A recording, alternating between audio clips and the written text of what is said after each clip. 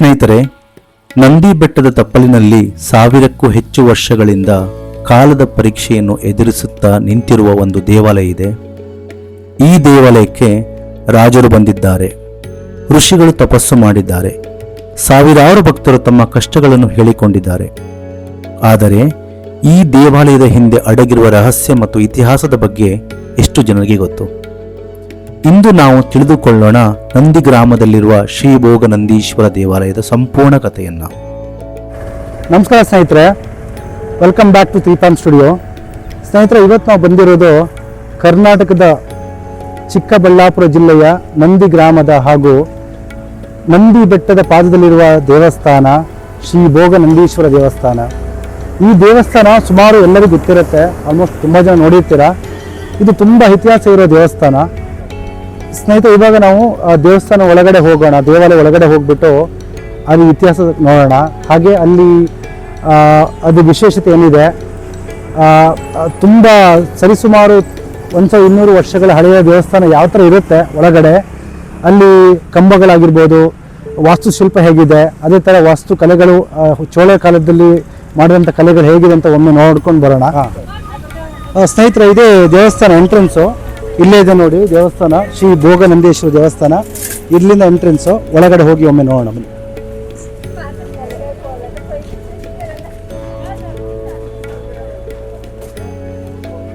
ದೇವಸ್ಥಾನ ಒಳಗಡೆ ಎಂಟ್ರಿ ಆಗ್ತಿದ್ದಾಗೆ ತುಂಬ ವಿಶಾಲವಾದ ಜಾಗ ಇದೆ. ಹಾಗೆ ಕಂಬಗಳ ಸರದಿನೂ ಕಾಣಿಸುತ್ತೆ. ಇತಿಹಾಸದ ಪುಟದಲ್ಲಿರುವ ಎಲ್ಲ ಕಂಬಗಳು, ಚೋಳ ಕಾಲದಲ್ಲಿ ಕೆತ್ತಿರುವಂಥ ಎಲ್ಲ ಕಂಬಗಳು ಕಾಣಿಸುತ್ತೆ. ಹಾಗೆ ನಿಮಗೆ ಅಲ್ಲಿ ಕಲ್ಯಾಣಿ, ನೀರಿರುವಂಥ ಕಲ್ಯಾಣಿ ಕಾಣಿಸುತ್ತೆ. ಅದೇ ಈ ಕಡೆ ನಿಮ್ಗೆ ನೋಡಿದ್ರೆ ದೇವಸ್ಥಾನ ಆ ಕಡೆ ಇದೆ. ಅದಕ್ಕಿಂತ ಅಲ್ಲಿಗೆ ಹೋಗೋಕ್ಕಿಂತ ಮುಂಚೆ ಈ ಕಂಬಗಳ ಇತಿಹಾಸ ತಿಳ್ಕೊಳ್ಳೋಣ. ಹಾಗೆ ಚೋಳ ಕಾಲದಲ್ಲಿ ಕೆತ್ತಿದಂಥ ಕಂಬಗಳು ಹೇಗೆ ಇದೆ ಅದು ನೋಡ್ಕೊಂಡು ಬರೋಣ. ಕರ್ನಾಟಕದ ಚಿಕ್ಕಬಳ್ಳಾಪುರ ಜಿಲ್ಲೆಯ ನಂದಿ ಗ್ರಾಮದಲ್ಲಿರುವ ಈ ಪುರಾತನ ದೇವಾಲಯವು ನಂದಿ ಬೆಟ್ಟದ ಪಾದದಲ್ಲಿದೆ. ಹಸಿರು ಪ್ರಕೃತಿಯ ಮಧ್ಯೆ ಶಾಂತ ವಾತಾವರಣದಲ್ಲಿ ನೆಲೆಗೊಂಡಿರುವ ಈ ಕ್ಷೇತ್ರವು ಕೇವಲ ಒಂದು ದೇವಾಲಯವಲ್ಲ, ಅದು 1000 ವರ್ಷಗಳ ಇತಿಹಾಸವನ್ನು ತನ್ನೊಳಗೆ ಉಳಿಸಿಕೊಂಡಿರುವ ಜೀವಂತ ಸಾಕ್ಷಿಯಾಗಿದೆ. ಸ್ನೇಹಿತರೆ, ಇಲ್ಲಿ ತುಂಬ ಕಂಬಗಳಿದೆ. ಎಷ್ಟು ಕಂಬ ಇದೆ ಅಂತ ಗೊತ್ತಿಲ್ಲ, ಬಟ್ ಎಲ್ಲ ಕಂಬನೂ ಒಂದೇ ಸೈಜ್ ಇದೆ. ಬಟ್ ಇದೆಲ್ಲ ಹೇಗೆ ಕನ್ಸ್ಟ್ರಕ್ಷನ್ ಮಾಡಿದ್ರೆ ಗೊತ್ತಿಲ್ಲ, ಯಾಕಂದರೆ ಈಗಿನ ಇದರಲ್ಲಿ ಎಲ್ಲ ಕಡೆ ಸಿಮೆಂಟ್ ಕಾಂಕ್ರೀಟು ಯೂಸ್ ಮಾಡ್ತಾರೆ. ಬಟ್ ಆವಾಗಿನ ಕಾಲದಲ್ಲಿ ಎಲ್ಲ ಕಡೆನೂ ಎಲ್ಲ ದೇವಸ್ಥಾನದಲ್ಲೂ ಶಿಲೆಯಿಂದ ಕೆತ್ತನೆ ಮಾಡ್ತಾರೆ. ಅದೇ ಥರ ಶಿಲೆ ಗೋಪುರಗಳು, ಶಿಲೆ ಕಂಬಗಳನ್ನೇ ಯೂಸ್ ಮಾಡ್ತಾಯಿದ್ರು. ಬಟ್ ನೋಡಿ, ಇದೆಲ್ಲ ಒಂದೇ ಥರ, ಯಾವ ಥರ ಕಟ್ ಮಾಡಿದ್ದಾರೆ, ಯಾವ ಥರ ಮೆಷರ್ಮೆಂಟು ಎಲ್ಲ ಒಂದೇ ಸೈಜಲ್ಲಿ ಇರೋದ್ರಿಂದ ಅದಕ್ಕೆ ಹೇಳೋದು, ಇತಿಹಾಸನ ನಾವು ಉಳಿಸ್ಬೇಕು. ಇತಿಹಾಸದಲ್ಲಿ ಎಷ್ಟಿದೆ, ಯಾವುದೇ ಟೆಂಪಲ್ ಆಗಿರ್ಬೋದು, ಚಿಕ್ಕ ಟೆಂಪಲ್ ಆದರೂ ನಾವು ಉಳಿಸ್ಬೇಕು. ಯಾಕಂದರೆ ಈ ಥರ ನೋಡೋಕೆ ನಮ್ಗೆ ಇನ್ನು ಸಿಗಲ್ಲ. ಯಾಕಂದರೆ ಎಲ್ಲ ಕಡೆನೂ ಬರೀ ಸಿಮೆಂಟ್ ಕಾಂಕ್ರೀಟೇ ಇರುತ್ತೆ. ಈಗ ಬರೀ ಈ ಮಾಡರ್ನ್ ಟೆಕ್ನಾಲಜಿ ಯೂಸ್ ಮಾಡಿಕೊಂಡು ಈ ಥರ ಶಿಲೆನ ಯಾರು ಶಿಲೆಯಲ್ಲಿ ಕನ್ಸ್ಟ್ರಕ್ಷನ್ ಮಾಡಲ್ಲ. ಸೊ ಆ ಥರ ಇರೋದನ್ನು ನಾವು ಉಳಿಸ್ಕೊಂಡು ಹೋಗ್ಬೇಕು. ನೋಡಿ, ಅಲ್ಲಿಂದ ಇಲ್ಲಿದ್ದು ಹೆಂಗೆ ಕಾಣುತ್ತೆ, ತುಂಬ ಉದ್ದ ಇದೆ. ಇದು ದೇವಸ್ಥಾನ ಎಂಟ್ರೆನ್ಸ್ ಇದೆ ಇಲ್ಲಿ ತನಕ. ಸ್ನೇಹಿತರೆ, ಇದು ಕಲ್ಯಾಣಿ. ನೀರು ತುಂಬ ಗಲೀಜಾಗಿದೆ. ಈ ನೀರು ತುಂಬ ಯೂಸ್ ಮಾಡ್ತಾರೆ ಗೊತ್ತಿಲ್ಲ. ಆವಾಗಿನ ಕಾಲದಲ್ಲಿ ಮೋಸ್ಟ್ ಪೂಜೆಗೆ ಇದೇ ನೀರು ಯೂಸ್ ಮಾಡ್ತಿದ್ರು ಅನ್ಸುತ್ತೆ. ಬಟ್ ಅಟ್ ಪ್ರೆಸೆಂಟ್ ಇವಾಗ ಯೂಸ್ ಮಾಡ್ತಾ ಇಲ್ಲ, ತುಂಬ ಗಲೀಜಾಗಿದೆ. ಬಟ್ ನೋಡೋಕ್ಕೆ ಇದೆಲ್ಲ ಹಳೆ ಕಾಲದ ಹಾಗೆ ಇದೆ. ಬಟ್ ಇದನ್ನು ಸ್ವಲ್ಪ ಸ್ವಚ್ಛಗೊಳಿಸ್ಬೇಕು. ಅಟ್ಲೀಸ್ಟ್ ನೋಡೋರಿಗೆ ತುಂಬ ಖುಷಿ ಆಗುತ್ತೆ. ಸ್ನೇಹಿತರೆ, ಈಗ ದೇವಸ್ಥಾನದ ಗರ್ಭಗುಡಿ ಹತ್ರ ಇದೀವಿ ನಾವು. ಈಗ ಅಲ್ಲೇ ಕಾಣಿಸ್ತಾ ಇರೋದೇ ಗರ್ಭಗುಡಿ. ಸೊ ಅದು ನೋಡಿ, ನಂದಿ ಬೆಟ್ಟ ಹಿಂದೆ ಕಾಣ್ತಾ ಇರೋದು ನಂದಿ ಬೆಟ್ಟ. ಅದು ನಂದಿ ಬೆಟ್ಟದ ಕೆಳಗಡೆನೇ ಇದೆ ನೋಡಿ. ಈ ದೇವಾಲಯದ ಮತ್ತೊಂದು ವಿಶೇಷತೆ ಎಂದರೆ ಇಲ್ಲಿ 3 ಪ್ರಮುಖ ಶಿವಾಲಯಗಳಿವೆ. ಮೊದಲನೆಯದು ಅರುಣಾಚಲೇಶ್ವರ ದೇವಾಲಯ, ಎರಡನೆಯದು ಉಮಾಮಹೇಶ್ವರ ದೇವಾಲಯ, ಮೂರನೆಯದು ಭೋಗ ನಂದೀಶ್ವರ ದೇವಾಲಯ. ಈ 3 ದೇವಾಲಯಗಳು ಶಿವನ ವಿಭಿನ್ನ ರೂಪಗಳನ್ನು ಪ್ರತಿನಿಧಿಸುತ್ತದೆ. ಆದ್ದರಿಂದ ಈ ಕ್ಷೇತ್ರವನ್ನು ಅತ್ಯಂತ ಪವಿತ್ರ ಶಿವಕ್ಷೇತ್ರವೆಂದು ಪರಿಗಣಿಸಲಾಗುತ್ತದೆ. ಸ್ನೇಹಿತರೆ, ಈ ದೇವಾಲಯನ ಇಷ್ಟು ವರ್ಷ ಸಂರಕ್ಷಣೆ ಮಾಡ್ತಾ ಇರೋದು ನೋಡಿ, ಭಾರತೀಯ ಪುರಾತತ್ವ ಸರ್ವೇಕ್ಷಣ ಬೆಂಗಳೂರು ವಲಯ ಅವರು ಈ ದೇವಸ್ಥಾನ ಕಂಪ್ಲೀಟಾಗಿ ಮೇಂಟೈನ್ ಮಾಡ್ತಾ ಇದ್ದಾರೆ. ಇಷ್ಟು ವರ್ಷ ಇದನ್ನು ಕಾಪಾಡ್ಕೊಂಡು ಬಂದಿದ್ದಾರೆ. ಸೊ ಹಾಗಾಗಿ ಈ ದೇವಸ್ಥಾನಕ್ಕೆ ಯಾರಾದರೂ ನಾವು ವಿಸಿಟ್ ಆದರೆ ದಯವಿಟ್ಟು ಏನು ಅಂದರೆ ಇದನ್ನು ಇತಿಹಾಸ ನಾವು ಕಾಪಾಡಬೇಕು. ಗೌರ್ಮೆಂಟ್ ಒಂದೇ ಅಲ್ಲ, ಅದಕ್ಕೆ ನಾವು ಸಪೋರ್ಟ್ ಮಾಡಬೇಕು. ಪುರಾಣಗಳ ಪ್ರಕಾರ ಶಿವನ ವಾಹನವಾದ ನಂದಿದೇವನು ಒಮ್ಮೆ ಈ ಪ್ರದೇಶದಲ್ಲಿ ಕಠಿಣ ತಪಸ್ಸು ಮಾಡಿದನು.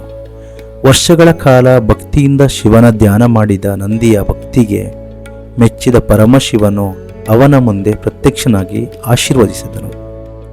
ಅಂದಿನಿಂದ ಈ ಪ್ರದೇಶಕ್ಕೆ ನಂದಿಗ್ರಾಮ ಎಂಬ ಹೆಸರು ಬಂದಿತ್ತು. ದೇವಾಲಯದ ಒಳಗಡೆ ಕಾಲಿಟ್ಟ ತಕ್ಷಣ ಅಲ್ಲಿಗೆ ಕಣ್ಣಿಗೆ ಬೀಳುವುದು ಅದರ ಅದ್ಭುತ ಶಿಲ್ಪಕಲೆ.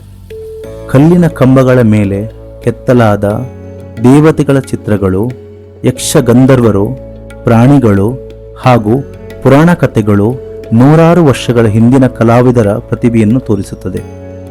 ಪ್ರತಿ ಕಲ್ಲು ಒಂದು ಕಥೆಯನ್ನು ಹೇಳುತ್ತದೆ. ಪ್ರತಿ ಶಿಲ್ಪವು ಒಂದು ಇತಿಹಾಸವನ್ನು ನೆನಪಿಸುತ್ತದೆ. ದೇವಾಲಯದ ಆವರಣದಲ್ಲಿರುವ ನಂದಿ ಮಂಟಪ ಮತ್ತು ಕಲ್ಯಾಣ ಮಂಟಪವು ವಿಶೇಷ ಆಕರ್ಷಣೆಯಾಗಿದೆ. ಇತಿಹಾಸದ ದಾಖಲೆಗಳ ಪ್ರಕಾರ ಈ ದೇವಾಲಯದ ಮೂಲ ನಿರ್ಮಾಣವನ್ನು ಕ್ರಿಸ್ತಶಕ 9ನೇ ಶತಮಾನದಲ್ಲಿ ಬಾಣ ರಾಜವಂಶದ ರಾಜರು ಆರಂಭಿಸಿದರು.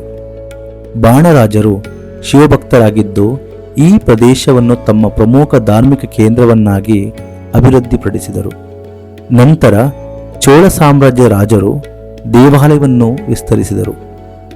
ಅವರ ನಂತರ ಹೊಯ್ಸಳರು ಮತ್ತು ವಿಜಯನಗರ ಸಾಮ್ರಾಜ್ಯದ ಅರಸರು ಅನೇಕ ಹೊಸ ಮಂಟಪಗಳು, ಗೋಪುರಗಳು ಮತ್ತು ಶಿಲ್ಪಗಳನ್ನು ಸೇರಿಸಿದರು. ಹೀಗಾಗಿ ಈ ದೇವಾಲಯದಲ್ಲಿ ವಿವಿಧ ರಾಜವಂಶಗಳ ವಾಸ್ತುಶಿಲ್ಪದ ಅದ್ಭುತ ಸಂಗಮವನ್ನು ಕಾಣಬಹುದು. ಪ್ರತಿ ವರ್ಷ ಮಹಾಶಿವರಾತ್ರಿಯ ಸಮಯದಲ್ಲಿ ಈ ದೇವಾಲಯ ಲಕ್ಷಾಂತರ ಭಕ್ತರಿಂದ ತುಂಬಿರುತ್ತದೆ. ರಾತ್ರಿ ಪೂರ್ತಿ ನಡೆಯುವ ಅಭಿಷೇಕ, ವಿಶೇಷ ಪೂಜೆಗಳು ಮತ್ತು ಶಿವನಾಮ ಸ್ಮರಣೆಯು ಸಂಪೂರ್ಣ ವಾತಾವರಣವನ್ನು ಆಧ್ಯಾತ್ಮಿಕತೆಯಿಂದ ತುಂಬಿರುತ್ತದೆ. ಆ ದಿನ ಇಲ್ಲಿ ಶಿವನ ದರ್ಶನ ಪಡೆದರೆ ವಿಶೇಷ ಪುಣ್ಯ ಲಭಿಸುತ್ತದೆ ಎಂಬ ನಂಬಿಕೆ ಇದೆ. ಇಂದಿಗೂ ಶ್ರೀ ಭೋಗ ನಂದೀಶ್ವರ ದೇವಾಲಯವು ಕರ್ನಾಟಕದ ಪ್ರಮುಖ ಧಾರ್ಮಿಕ ಹಾಗೂ ಪ್ರವಾಸಿ ತಾಣಗಳಲ್ಲಿ ಒಂದಾಗಿದೆ. ಇತಿಹಾಸ ಪ್ರಿಯರು, ಛಾಯಾಗ್ರಾಹಕರು, ಪ್ರಕೃತಿ ಪ್ರೇಮಿಗಳು ಮತ್ತು ಭಕ್ತರು ಪ್ರತಿದಿನ ಈ ಕ್ಷೇತ್ರಕ್ಕೆ ಭೇಟಿ ನೀಡುತ್ತಾರೆ. ನಂದಿ ಬೆಟ್ಟದ ಸೌಂದರ್ಯ ಮತ್ತು ದೇವಾಲಯದ ಪವಿತ್ರತೆ ಸೇರಿ ಈ ಸ್ಥಳವನ್ನು ಮತ್ತಷ್ಟು ವಿಶೇಷವಾಗಿರುತ್ತದೆ. 1000 ವರ್ಷಗಳ ಇತಿಹಾಸ, ರಾಜರ ಆಶ್ರಯ, ನಂದಿಯ ತಪಸ್ಸಿನ ಕತೆ ಮತ್ತು ಶಿವನ ದಿವ್ಯ ಸಾನ್ನಿಧ್ಯ ಇವೆಲ್ಲವನ್ನು ತನ್ನೊಳಗೆ ಹೊತ್ತಿರುವ ಶ್ರೀ ಭೋಗ ನಂದೀಶ್ವರ ದೇವಾಲಯವು ಕರ್ನಾಟಕದ ಹೆಮ್ಮೆಯಾಗಿದೆ. ದೇವಾಲಯದ ಸಮೀಪದಲ್ಲಿರುವ ಶೃಂಗಿತೀರ್ಥ ಎಂಬ ಪವಿತ್ರ ಕೊಳವು ಭಕ್ತರಲ್ಲಿ ಅಪಾರ ಭಕ್ತಿಯನ್ನು ಮೂಡಿಸುತ್ತದೆ. ಈ ತೀರ್ಥದ ನೀರು ಪವಿತ್ರವೆಂದು ನಂಬಲಾಗುತ್ತದೆ. ಹಲವಾರು ಭಕ್ತರು ಇಲ್ಲಿ ಸ್ನಾನ ಮಾಡಿ ನಂತರ ಶಿವನ ದರ್ಶನ ಪಡೆಯುತ್ತಾರೆ. ಪ್ರತಿ ವರ್ಷ ಮಹಾಶಿವರಾತ್ರಿಯ ಸಮಯದಲ್ಲಿ ಈ ದೇವಾಲಯದಲ್ಲಿ ಲಕ್ಷಾಂತರ ಭಕ್ತರಿಂದ ತುಂಬಿ ತುಳುಕುತ್ತದೆ. ನೀವು ಇನ್ನೂ ಈ ಪವಿತ್ರ ಕ್ಷೇತ್ರಕ್ಕೆ ಭೇಟಿ ನೀಡದಿದ್ದರೆ ಒಮ್ಮೆ ಭೇಟಿ ನೀಡಿ ಅದರ ಆಧ್ಯಾತ್ಮಿಕ ಅನುಭವವನ್ನು ಸ್ವತಃ ಅನುಭವಿಸಿ. ಸ್ನೇಹಿತರೆ, ಇನ್ನೊಂದು ವಿಶೇಷತೆ ಏನಂತ ಹೇಳಿದ್ರೆ, ಇಲ್ಲಿ ಶೃಂಗಿತೀರ್ಥ ಅಂತ ಒಂದು ಉದ್ಭವ ಆಗಿದೆ. ಆಗಿನ ಕಾಲದಲ್ಲಿ ನಂದಿಯು ತನ್ನ ಕೊಂಬಿನಿಂದ ಭೂಮಿಗೆ ಚುಚ್ಚಿ ಗಂಗೆನ ಹೊರತೆಗ್ಬಿಟ್ಟು ಆ ತೀರ್ಥವೇ ಈಗ ಶೃಂಗಿತೀರ್ಥವಾಗಿ ಮಾರ್ಪಟ್ಟಿದೆ. ಇಲ್ಲಿ ಸ್ಥಳೀಯರ ಪ್ರಕಾರ ಆ ಶೃಂಗಿತೀರ್ಥವೇ ದಕ್ಷಿಣದ ಪಿನಾಕಿನ ನದಿಯ ಉದ್ಭವ ಅಂತ ಹೇಳ್ತಾ ಇದ್ದಾರೆ. ಅದು ಆ್ಯಕ್ಚುಲಿ ಇವಾಗ ಕಲ್ಯಾಣಿ ಥರ ಕ್ರಿಯೇಟ್ ಮಾಡಿದ್ದಾರೆ. ಅದೇ ಇವಾಗ ಅಲ್ಲಿ ಒಳಗಿರುವ ಕಲ್ಯಾಣಿ. ಆ್ಯಕ್ಚುಲಿ ಒಳಗೆ ಹೋಗಿ ನೋಡೋಣ ಹೇಗಿದೆ ಅಂತೇಳಿ.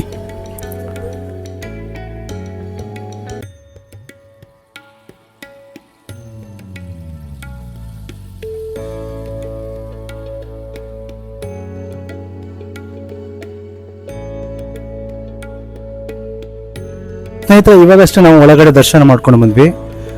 ತುಂಬ ಪಾಸಿಟಿವ್ ವೈಬ್ ಇತ್ತು. ದೇವ್ರು ನೋಡಿದ ತಕ್ಷಣ ತುಂಬ ನಮಗೆ ಖುಷಿ ಆಯಿತು. ಯಾಕಂದರೆ ತುಂಬ ಕ್ಯೂ ಇತ್ತು, ಆದರೂ ನಮಗೆ ದರ್ಶನ ಸಿಕ್ತು. ಆದರೆ ಒಂದು ಖುಷಿ ಏನಂದರೆ, ಎಷ್ಟೋ ಇತಿಹಾಸ ಇರುವಂಥ ಟೆಂಪಲ್ಗಳಲ್ಲಿ ಪೂಜೆ ನಡೆಯಲ್ಲ, ಬಟ್ ಆದರೆ ಇಲ್ಲಿ ಪೂಜೆ ನಡೆಯುತ್ತೆ. ಅದು ತುಂಬ ಖುಷಿ ಇದೆ. ಯಾಕಂದರೆ ಬ್ರಿಟಿಷ್ ಬಂದುಬಿಟ್ಟು ನಮ್ಮ ದೇವಸ್ಥಾನಗಳೆಲ್ಲ, ಇತಿಹಾಸ ಇರೋ ದೇವಸ್ಥಾನಗಳನ್ನ ಡೆಮೊಲಿಷ್ ಮಾಡಿ ಟ್ರೈ ಮಾಡಿ ಎಷ್ಟೋ ಕಡೆ ಪೂಜೆ ನಡೆಯಲ್ಲ, ಬಟ್ ಸ್ಟಿಲ್ ಇವಾಗ ಇಲ್ಲಿ ನಡೀತಾ ಇದೆ. ಅದು ತುಂಬ ಖುಷಿ ಆಗ್ತಿದೆ. ಹಾಗೆ ಇಲ್ಲಿ ಒಳಗಡೆ ಫೋಟೋ ವೀಡಿಯೋಸ್ ಯಾವುದೂ ಅಲೋ ಇಲ್ಲ, ತುಂಬ ರೆಸ್ಟ್ರಿಕ್ಟೆಡ್ ಇದೆ. ಬಟ್ ಆದರೆ ನಮ್ಗೆ ಕೆಲವೊಂದು ಫೋಟೋಸು ಮತ್ತು ವೀಡಿಯೋಸ್ ನಾವು ಕ್ಯಾಪ್ಚರ್ ಮಾಡೋಕ್ಕೆ ಟ್ರೈ ಮಾಡಿದ್ದೀವಿ. ಸೊ ಅದಕ್ಕೆ ತುಂಬ ನಮಗೆ ಖುಷಿ ಆಯಿತು. ಬಟ್ ಓವರಾಲ್ ಇಲ್ಲಿ ಆ್ಯಂಬಿಯನ್ಸ್ ತುಂಬ ಚೆನ್ನಾಗಿದೆ. ನೀವು ಯಾವತ್ತಾದರೂ ನಂದಿ ಹಿಲ್ಸ್ಗೆ ಒಂದ್ಸರಿ ಬಂದರೆ ಈ ಟೆಂಪಲ್ಗೆ ಮಾತ್ರ ವಿಸಿಟ್ ಆಗದೆ ಹೋಗಬೇಡಿ, ವಿಸಿಟ್ ಆಗಿ. ತುಂಬ ಇಲ್ಲಿ ಚೆನ್ನಾಗಿದೆ. ಸೊ ಅದೇ ಥರ ಈ ನಮ್ಮ ಹಿಸ್ಟ್ರಿ ಇರುವಂಥ ಟೆಂಪಲ್, ತುಂಬ ಇತಿಹಾಸ ಇರುವಂಥ ಟೆಂಪಲ್ಗಳನ್ನ ನಾವು ಉಳಿಸ್ಬೇಕು. ಅದು ನಮ್ಮ ಕೈಯಿಂದ ಆಗಬೇಕು. ಸೊ ಎಲ್ಲರೂ ಇದೇ ಥರ ಇಂಥ ಟೆಂಪಲ್ಗೆ ಸಪೋರ್ಟ್ ಮಾಡಿ. ವಿಡಿಯೋ ಇಷ್ಟವಾದರೆ ಲೈಕ್ ಮಾಡಿ, ಶೇರ್ ಮಾಡಿ ಮತ್ತು ನಮ್ಮ ಚಾನಲನ್ನು ಸಬ್ಸ್ಕ್ರೈಬ್ ಮಾಡಲು ಮರೆಯಬೇಡಿ. ಧನ್ಯವಾದ.